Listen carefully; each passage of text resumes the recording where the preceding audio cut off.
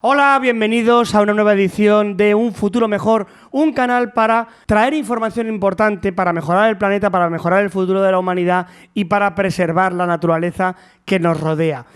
Hoy vamos a hablar de la huella de carbono que genera España y del problema del efecto invernadero. Pero antes de nada, como siempre digo, si te gusta mi contenido, me haces un grandísimo favor si me invitas un café a través del link que aparece en la descripción. Y te recuerdo que publico vídeo todos los días de lunes a viernes a las 8:15 de la tarde, hora española. Y sin más dilación, vamos al tema. Bien, la huella de carbono es la forma que tenemos de definir o de llamar a el CO2 que emite la humanidad por encima de lo que la naturaleza es capaz de reciclar o de reutilizar.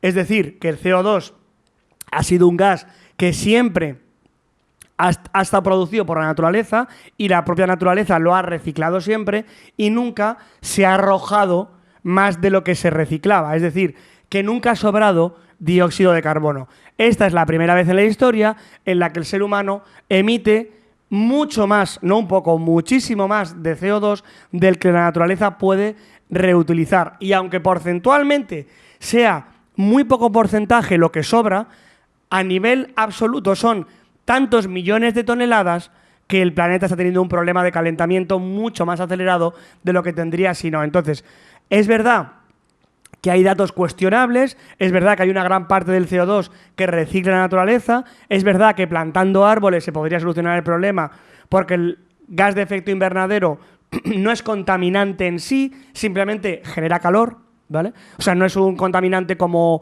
un gas que jode la capa de ozono. O sea, el CO2 no destroza nada directamente, simplemente contribuye a que se caliente más el aire y eso provoca un cambio climático más acelerado. Y también es cierto, al 100%, que la Tierra ya estaba sufriendo un calentamiento por los ciclos naturales de la Tierra. Lo que se plantea es que estos gases están acelerando ese calentamiento, ¿vale? Entonces, una vez explicado esto para los escépticos, voy a dar algunos datos para que entiendas el problema y lo pongas en su correcto contexto. ¿Bien? Vale. España tiene una gran huella de carbono. No es la peor, ¿vale? Proporcionalmente a su tamaño tampoco es la peor, pero al final hay que decir las cosas claras. Deberíamos encargarnos de no emitir más dióxido de carbono del que podemos reciclar o reutilizar a través de industria o naturaleza para hacer nuestros deberes, al margen de lo que lo hagan otros países, ¿vale? España emite unos 280 millones de toneladas de CO2 al año a la atmósfera, ¿vale? Y la distribución por sectores es la siguiente, para que entiendas un poco en qué está, o sea, dónde emitimos más CO2, ¿vale? En transporte, un 32%. En carretera, un 30,1% y en aviación, un 1,2%. Bien. En industria, un 18%. En generación eléctrica, por ejemplo, un 10%. En agricultura, un 12%. En uso residencial y comercial, un 10%. Y en gestión de residuos, un 5,4%, ¿vale? Entonces, en transportes se puede reducir muchas veces sin necesidad de cambiar al coche eléctrico con varias cosas que se pueden hacer. Por ejemplo, poner inyectores de gas natural que son mucho menos contaminantes, arroja mucho menos CO2 al planeta. Poner filtros a todos los motores antiguos, ¿vale? Y sobre todo, y lo más importante, usar menos el coche, usar más el transporte público y asegurarnos de que cada viaje se comparte con más gente. Ese tipo de cosas son esenciales.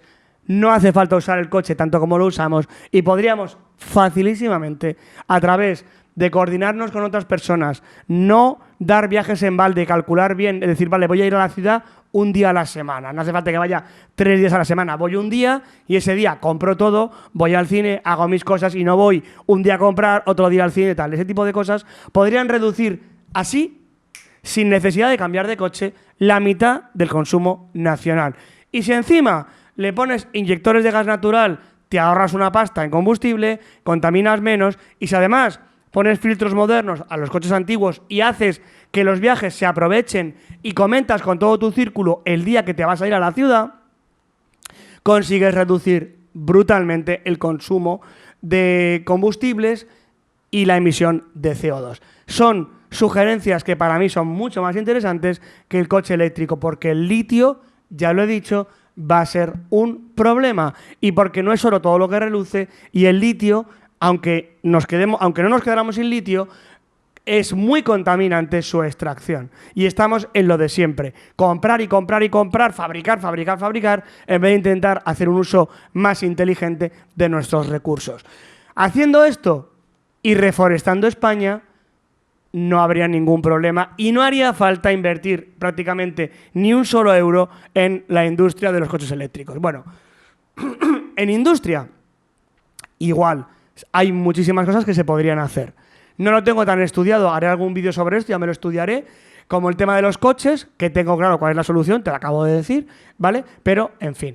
Y luego, por ejemplo, en generación eléctrica, ¿por qué no hacemos más uso de la nuclear? Porque este 10% es porque las energías renovables no son capaces por sí mismas de dar un flujo constante de energía, porque cuando no hay sol ni viento te quedas en la mierda. Entonces, baterías más modernas y energía nuclear es la gran solución para este 10% que se reduciría a cero, y es el 10%. Vale. Y con esto, un montón de cosas. Pero sobre todo, reforestar España sería una solución absoluta y contundente para toda nuestra huella de carbono.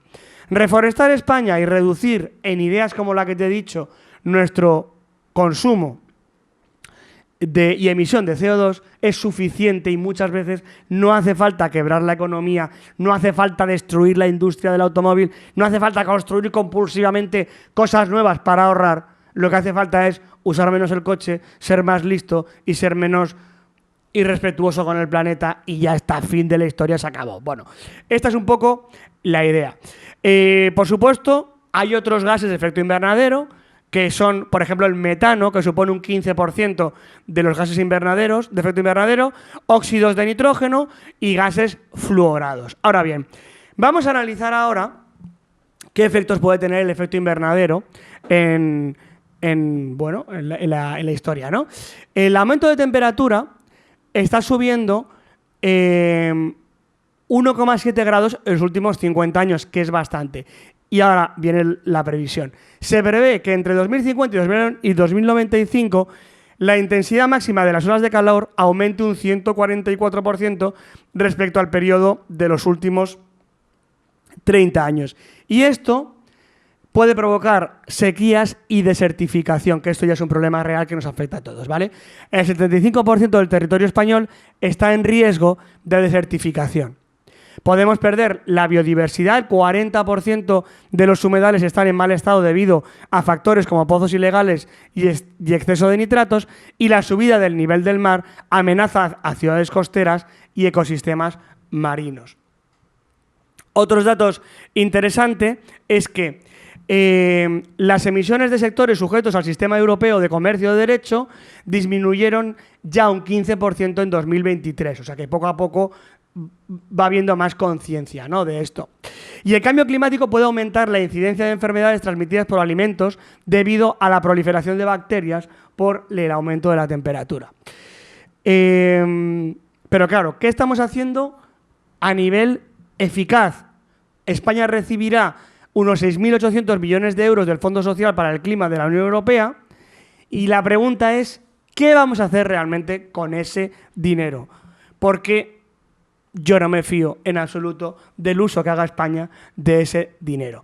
Pero lo que tenemos que tener en cuenta y tener claro es que si sube mucho el nivel del mar, las ciudades costeras se van a ir a la mierda, que nos vamos a cargar un grandísimo porcentaje de la biodiversidad del planeta, que va a ser muy complicado tener agua y muy costoso, y que va a atentar contra la salud, olas de calor y muchos problemas derivados que harán efecto dominó, y hay que tener mucho cuidado.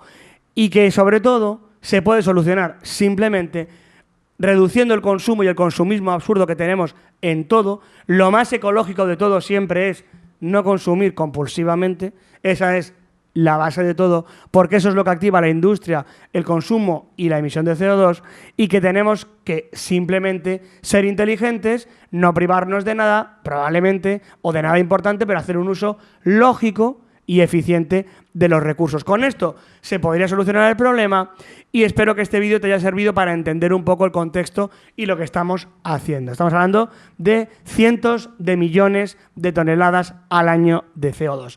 Espero que este vídeo te haya gustado. Esta es mi opinión y mis conclusiones y nos vemos en el próximo vídeo.